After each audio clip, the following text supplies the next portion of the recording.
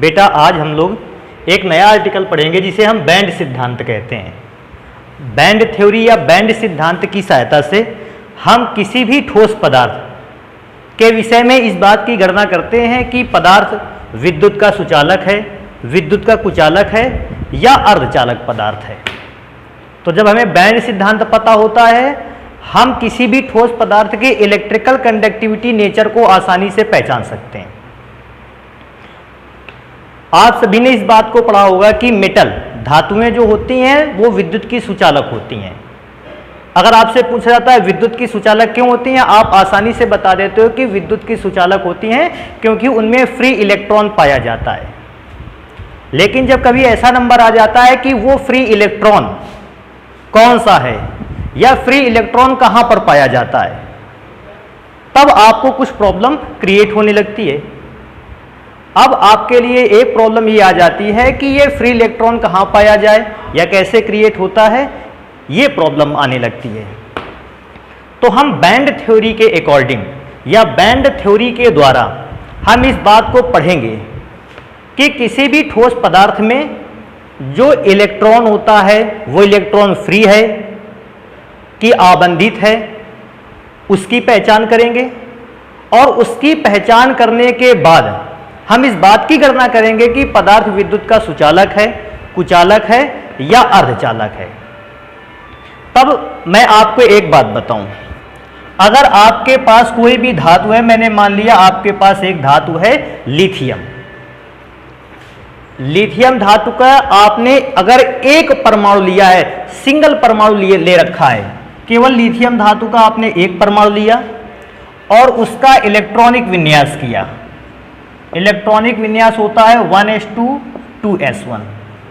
आप आसानी से पहचान गए कि लिथियम मेटल की बाहरी कक्षा में अर्थात संयोजी कक्षक में वैलेंस शेल में एक इलेक्ट्रॉन अवेलेबल है और ये इलेक्ट्रॉन रिएक्शन के दौरान बॉन्ड बनाएगा और जब बॉन्ड बना लेगा तो ये एक एटम जो है वो इलेक्ट्रिकल कंडक्टिविटी को शो नहीं कर पाएगा। लेकिन जब अब एक और प्रॉब्लम वाली बात है, केवल आपको एक लिथियम के एटम के लिए, लिथियम के एक परमाणु के लिए अगर आपसे पूछा जाए ये विद्युत का सुचालक है या कुचालक है, तो आपको कभी भी लिथियम का एक टुकड़ा नहीं मिला होगा। आपको किसी ने लिथियम का एक पार्टिकल नहीं दिया होगा कि ये एक लिथियम का पार्टिकल है और लिथियम का ये पार्टिकल इलेक्ट्रिकल कंडक्टिविटी शो करेगा या नहीं शो करेगा। क्योंकि जब भी आपको लिथियम का टुकड़ा दिया जाता है उसमें बहुत सारे पार्टिकल, बहुत सारे लिथियम के एटम आपस में कैसे होते हैं, जुड़े होते हैं। अगर अकेला लिथियम का टुकड़ा है तो उसका नेचर अलग है। अगर लिथियम के दो टुकड़े आपस में जुड़े या दो परमाणु आपस में कंबाइन हैं तो बेटा दो एटम आपस में कंबाइन होने की दशा में, सोचो ये लिथियम का परमाणु था, लेकिन क्योंकि यहां लिथियम के दो परमाणु आपस में कंबाइन है, ये लिथियम का अणु है और लिथियम के परमाणु का नेचर लिथियम के अणु के नेचर से कैसा रहता है, अलग। अभी सोचने वाली बात है, अगर आपको एक लिथियम का वायर दे दिया जाए, क्या उसमें लिथियम का एक परमाणु होगा या लिथियम के बहुत सारे परमाणु एक दूसरे से जुड़े रखे होंगे? तो बेटा आप बताओगे लिथियम का एक परमाणु तो इतना छोटा होता है हमें दिखेगा ही नहीं, लेकिन अगर वायर हमको दिख रहा है इसका मतलब लिथियम के बहुत सारे परमाणु एक दूसरे से जुड़े हुए हैं। अर्थात अगर हम इस वायर की इलेक्ट्रिकल कंडक्टिविटी के विषय में कुछ बताना चाहें तो हम लिथियम के परमाणु की कंडक्टिविटी नहीं बल्कि लिथियम के अणु की कंडक्टिविटी को ध्यान देने वाले हैं। क्योंकि इस वायर में लिथियम का एक परमाणु नहीं बल्कि बहुत सारे परमाणु एक दूसरे से कंबाइन हैं और जब किसी पदार्थ के बहुत सारे परमाणु एक दूसरे से कंबाइन होते रहते हैं हम उसे, उस कॉम्बिनेशन को परमाणु नहीं कहते बल्कि क्या कहते हैं, अणु कहते हैं। किसी भी परमाणु के गुणों का वर्णन उसके कक्षक, परमाणु कक्षक द्वारा हो जाता है। इसी प्रकार किसी भी अणु के गुणों का वर्णन, अणु कब बनेगा, जब एक से ज्यादा एटम मिलेंगे। अणु के गुणों का वर्णन अणु कक्षक की सहायता से होता है। आपने 11th क्लास में अणु कक्षक सिद्धांत को, मॉलिक्यूलर ऑर्बिटल थ्योरी को पढ़ रखा होगा। तो मैं चेक करके बताऊंगा क्योंकि मेरे पास, मैंने फिर से बताया, अगर मेरे पास लिथियम की एक रॉड है तो उसमें लिथियम के बहुत सारे परमाणु एक दूसरे से जुड़े हैं, और जब लिथियम के बहुत सारे परमाणु एक दूसरे से जुड़े हैं, इसका मतलब वो परमाणु नहीं बल्कि परमाणुओं का कॉम्बिनेशन है, और परमाणुओं के कॉम्बिनेशन को हम लोग कहते हैं अणु। और लिथियम के तार की विद्युत चालकता का बताने का अर्थ है हमको लिथियम के अणुओं की विद्युत चालकता बतानी है, और किसी भी अणु का नेचर अणु कक्षक का पर निर्भर करता है। तो मैं सबसे पहले बताने की कोशिश करूंगा कि लिथियम के अणु कक्षक कैसे बनते हैं। सबसे पहले मैं तब बात करूंगा जब लिथियम के दो परमाणु एक दूसरे से कंबाइन होंगे। अगर लिथियम के दो एटम एक दूसरे से कंबाइन होते हैं तो बेटा आप सभी लोग जानते हो, मैं अलग से लिखे देता हूं, लिथियम का इलेक्ट्रॉनिक कॉन्फ़िगरेशन होता है 1s2 2s1।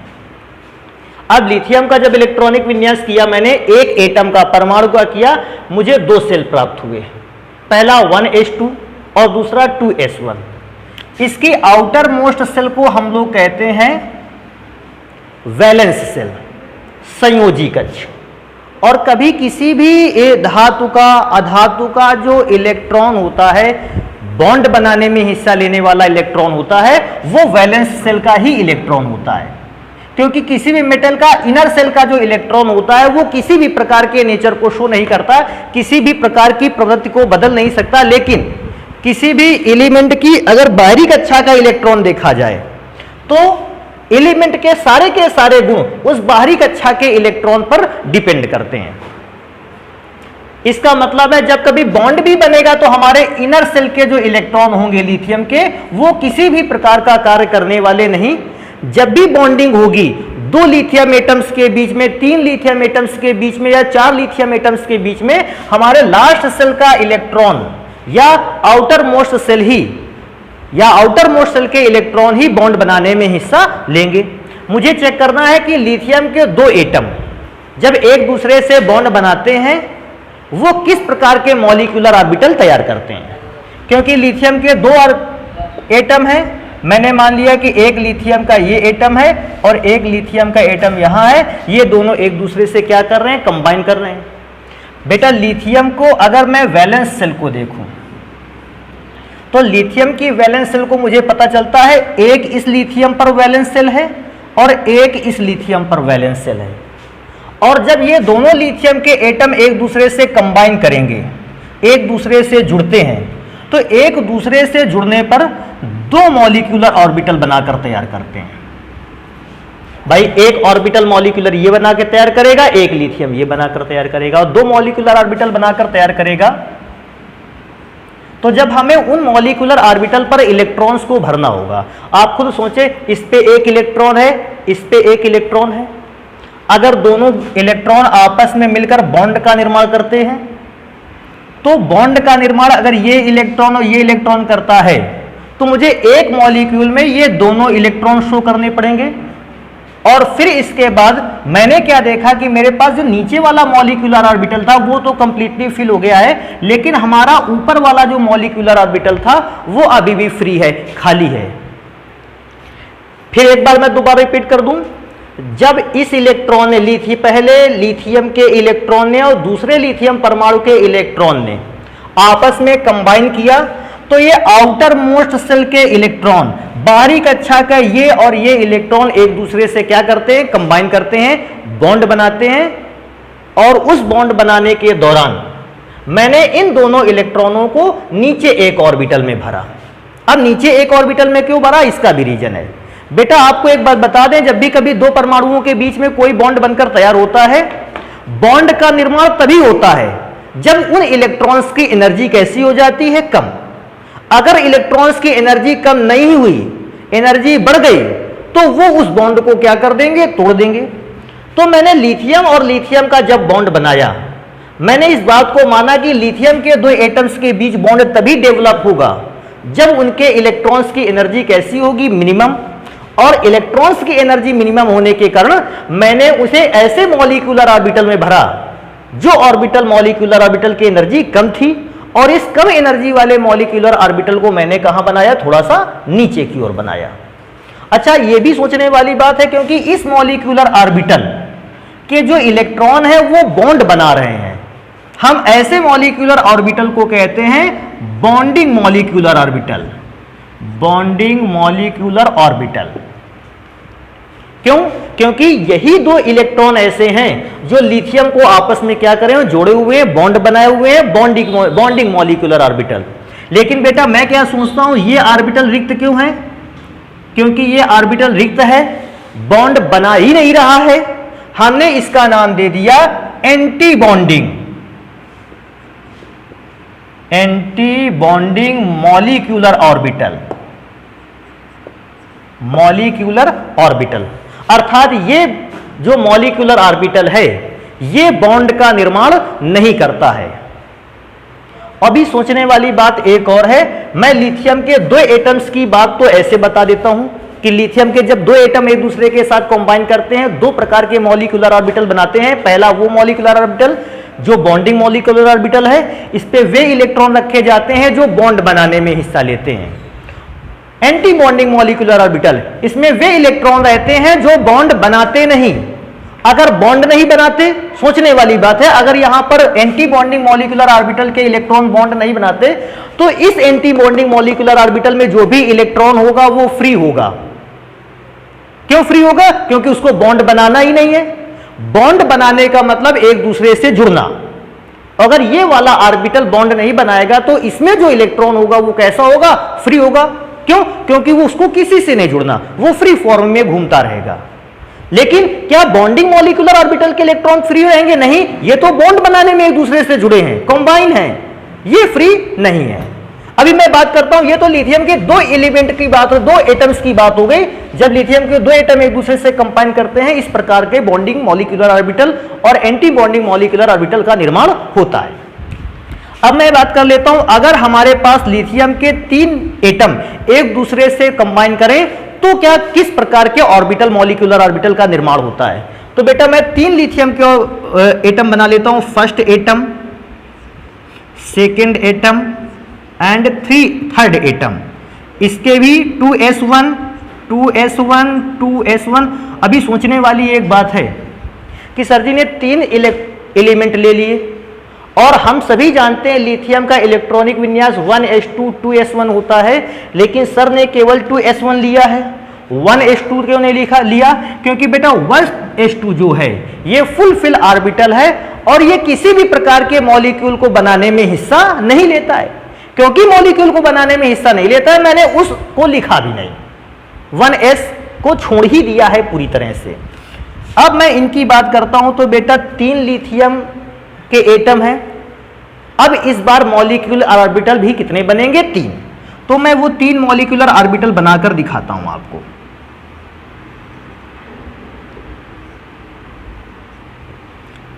पहला मॉलिक्यूलर ऑर्बिटल, दूसरा और ये तीसरा मॉलिक्यूलर ऑर्बिटल। आपने देखा इलेक्ट्रॉन कितने हैं? 1 2 3। और इलेक्ट्रॉन को भरने का नियम भी आप जानते हो। क्या जानते हो? कि इलेक्ट्रॉन को सबसे पहले उस ऑर्बिटल में भरा जाता है जिसकी एनर्जी सबसे क्या होती है? कम। और आपको मैंने पहले ही बताया था कम एनर्जी जिन ऑर्बिटल्स की है, मॉलिक्यूलर ऑर्बिटल्स की है, उनको मैंने नीचे बनाया है। उससे ज्यादा एनर्जी वाला मॉलिक्यूलर ऑर्बिटल और उससे भी ज्यादा एनर्जी वाला मॉलिक्यूलर ऑर्बिटल ऊपर। क्योंकि 3 इलेक्ट्रॉन है मेरे पास, मैं इनको लोअर एनर्जी लेवल से भरना स्टार्ट करता हूं। लोअर एनर्जी लेवल पे भरोगे first electron, second electron with opposite spin. अब मैं उससे हायर एनर्जी पे भरूंगा तो अभी सोचो 3 इलेक्ट्रॉन थे, 2 तो मैंने भर लिए, इलेक्ट्रॉन केवल क्या बचा है? 1। तो इस बार बेटा अगर मैं चेक करता हूं सिचुएशन को तो मुझे 3 प्रकार के मॉलिक्यूलर ऑर्बिटल प्राप्त होते हैं। डबल इलेक्ट्रॉन जिसको हम बॉन्डिंग मॉलिक्यूलर ऑर्बिटल कहते थे, तो मैं इसको बॉन्डिंग मॉलिक्यूलर ऑर्बिटल कहते हैं। बेटा मैंने दूसरे टाइप का भी देख रखा था। इस प्रकार के मॉलिक्यूलर ऑर्बिटल को क्या कहते हैं? Anti bonding molecular orbital. और ये मुझे एक हाफ फील्ड ऑर्बिटल मिला है, इसे क्या कहते हैं? तो बेटा इसे कहते हैं नॉन बॉन्डिंग मॉलिक्यूलर ऑर्बिटल। इन तीनों का अर्थ क्या है? बॉन्डिंग मॉलिक्यूलर ऑर्बिटल का मतलब इस ऑर्बिटल ने लिथियम के इस ऑर्बिटल में जो इलेक्ट्रॉन है, उन्होंने लिथियम को एक दूसरे से क्या कर रखा है, बांध रखा है। नॉन बॉन्डिंग मॉलिक्यूलर ऑर्बिटल का मतलब है इस ऑर्बिटल के जो इलेक्ट्रॉन हैं, उन्होंने इस समय किसी भी प्रकार का बॉन्ड नहीं बनाया है, लेकिन ये इलेक्ट्रॉन जो है ये बॉन्ड बनाने योग्य हैं, अर्थात अगर कभी आवश्यकता पड़ी तो ये इलेक्ट्रॉन बॉन्ड का निर्माण कर सकता है। नॉन बॉन्डिंग का मतलब अभी इन्होंने कोई बॉन्ड नहीं बनाया, लेकिन अगर जरूरत पड़ेगी तो ये इलेक्ट्रॉन जो होगा वो बॉन्ड बनाने में हिस्सा ले सकता है। और थर्ड आता है anti bonding molecular electron orbital. इस ऑर्बिटल में जो भी इलेक्ट्रॉन होगा वो किसी भी प्रकार का बॉन्ड नहीं बनाएगा। अगर किसी भी प्रकार का बॉन्ड नहीं बनाएगा, अर्थात यहां पर आने वाला इलेक्ट्रॉन कैसा होगा, दिस इज फ्री इलेक्ट्रॉन। तो अभी मैं लिथियम के दो एटम्स को मैंने चेक किया, दो प्रकार के मॉलिक्यूलर ऑर्बिटल मिले, तीन एटम्स को एक दूसरे के साथ कंबाइन करके देखा, तीन मॉलिक्यूलर ऑर्बिटल मिले। अब मैं एक और बात चेक करना चाहूंगा कि अगर मैं चार एटम्स को एक साथ कंबाइन कर लेता हूं, लिथियम के 4 एटम्स को मैंने इंक्लूड कर लिया, 1 2 3 4, लिथियम के 4 अगर एटम मैंने रखे, मैं सब पे लास्ट सेल का इलेक्ट्रॉनिक कॉन्फ़िगरेशन लिख दूंगा, 2s1 2s1 2s1 and 2s1 इसलिए लिखा गया क्योंकि 2s1 का इलेक्ट्रॉन ही आउटर मोस्ट सेल का इलेक्ट्रॉन है और यही बॉन्ड बनाने और बिगाड़ने का काम कर सकता है। अभी सोचने वाली बात है, अगर दो एटम थे, दो मॉलिक्यूलर ऑर्बिटल बनाए गए, तीन एटम थे, तीन मॉलिक्यूलर ऑर्बिटल बनाए गए, चार एटम है, चार मॉलिक्यूलर ऑर्बिटल बनाए जाएंगे। कैसे बनाए जाएंगे मैं यहां देखता हूं।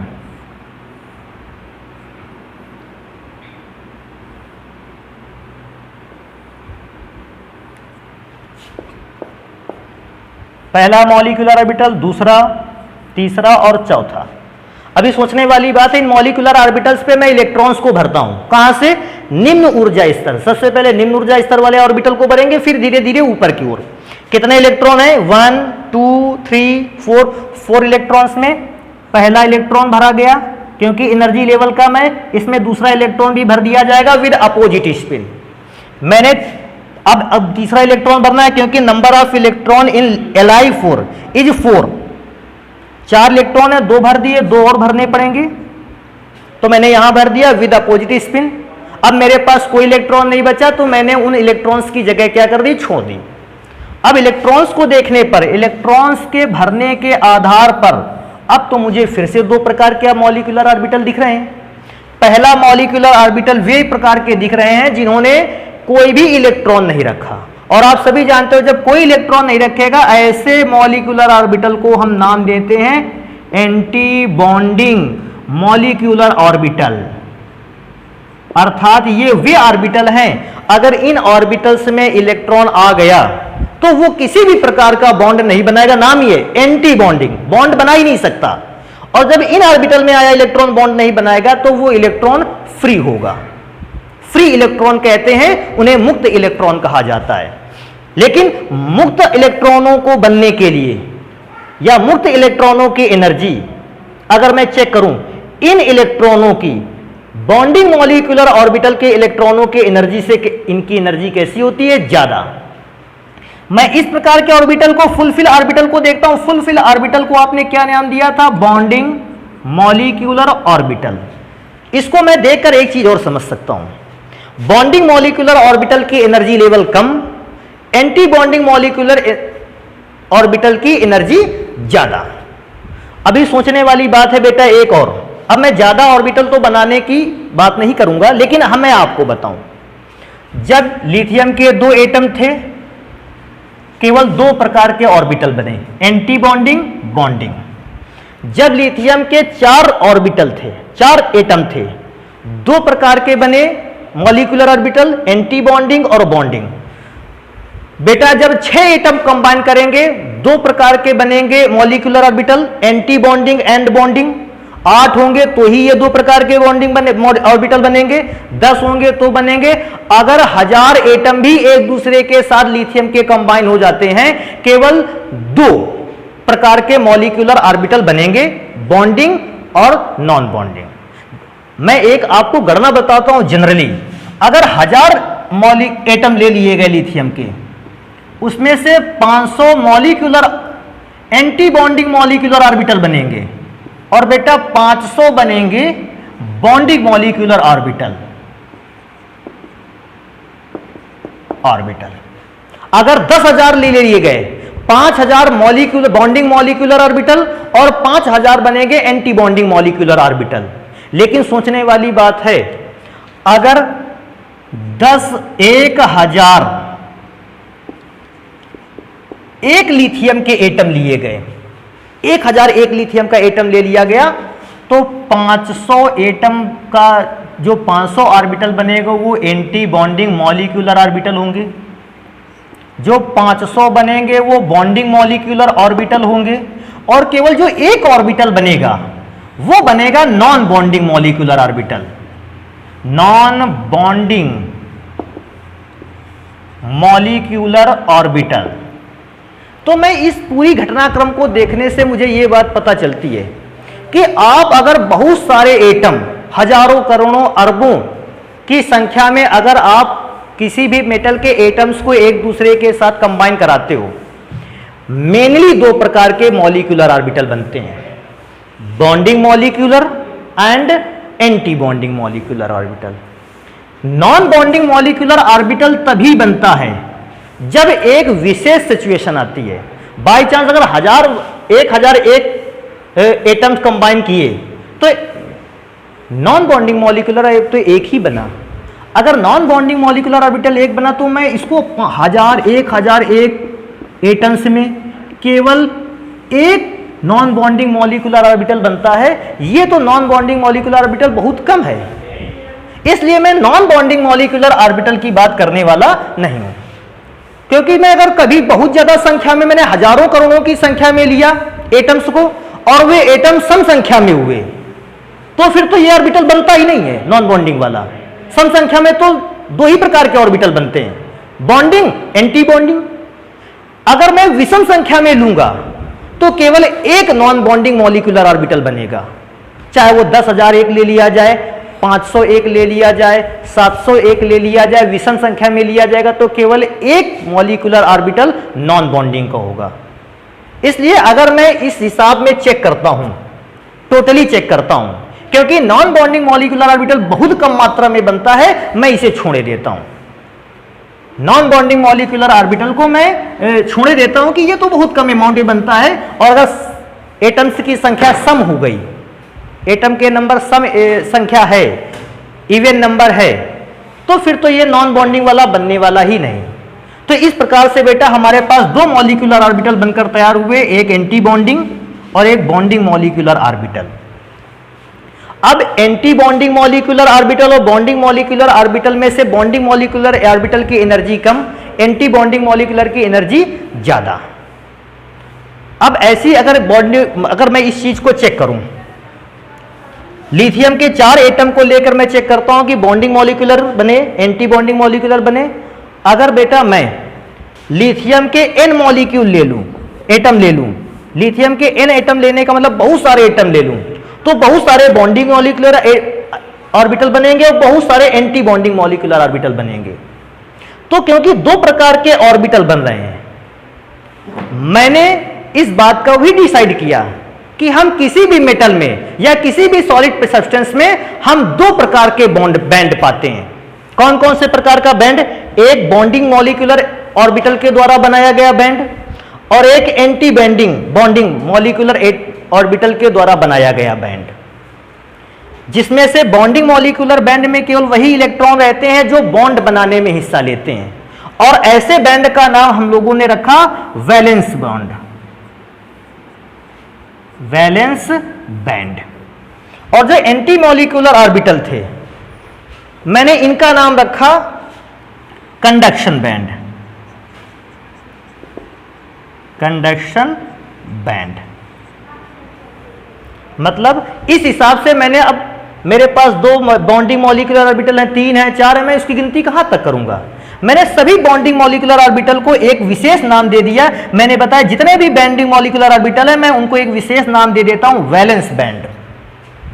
अब वैलेंस बैंड में बहुत सारे मॉलिक्यूलर ऑर्बिटल हो सकते हैं जो बॉन्ड बनाने में हिस्सा ले रहे हो, और वे मॉलिक्यूलर ऑर्बिटल जिन्होंने बॉन्ड नहीं बनाया, अर्थात एंटी बॉन्डिंग मॉलिक्यूलर ऑर्बिटल, जो बॉन्ड नहीं बना रहे हैं, ऐसे मॉलिक्यूलर ऑर्बिटल को मैंने एक विशेष नाम दिया, मैंने कहा कंडक्शन बैंड। तो कंडक्शन बैंड में वे ऑर्बिटल आएंगे जो बॉन्ड नहीं बनाते हैं, और वैलेंस बैंड में वो इलेक्ट्रॉन आएंगे जो बॉन्ड बनाते हैं।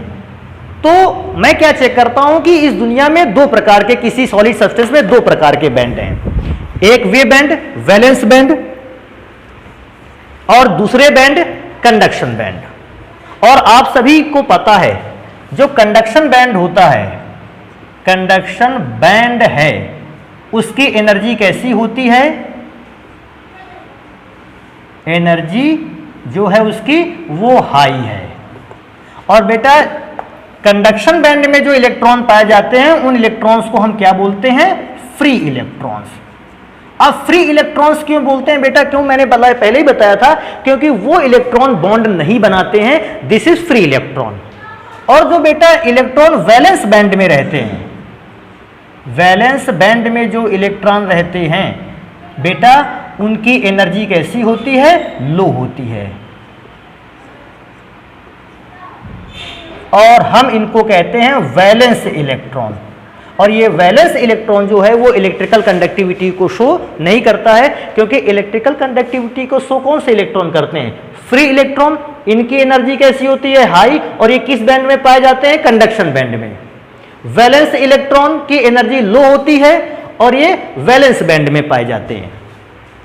तो कुल मिला के मैं समझा कि किसी भी सॉलिड सब्सटेंस की अगर बात की जाए उसमें दो प्रकार के band, conduction band and valence band. अब मैं चेक करता हूं कि कंडक्शन बैंड और वैलेंस बैंड के बेसिस पर पदार्थ सुचालक कब बनता है, कुचालक कब बनता है और अर्धचालक कब बनता है। तो मैं चेक करता हूं, सबसे पहले मैं बात करूंगा कि सुचालक पदार्थ, अगर किसी ठोस पदार्थ में दो प्रकार के बैंड हैं तो सुचालक पदार्थ में किस प्रकार का बैंडों की व्यवस्था क्या होती है।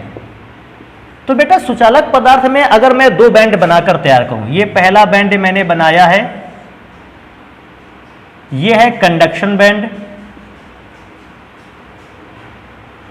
और मैंने इसी के नीचे एक और बैंड बनाया है, ये है वैलेंस बैंड। बेटा किसी भी सुचालक पदार्थ में क्या होता है, कंडक्शन बैंड अर्थात चालकता बैंड, जिसमें इलेक्ट्रॉन की एनर्जी हाई होती है और यहां पहुंचने वाला इलेक्ट्रॉन कैसा होता है, फ्री। वैलेंस बॉन्ड बैंड जिसकी एनर्जी कम होती है, और इस बैंड में अवेलेबल जो इलेक्ट्रॉन होता है वो इलेक्ट्रॉन की एनर्जी लो होने के कारण ये केवल बॉन्ड बना सकता है, फ्री नहीं रह सकता है।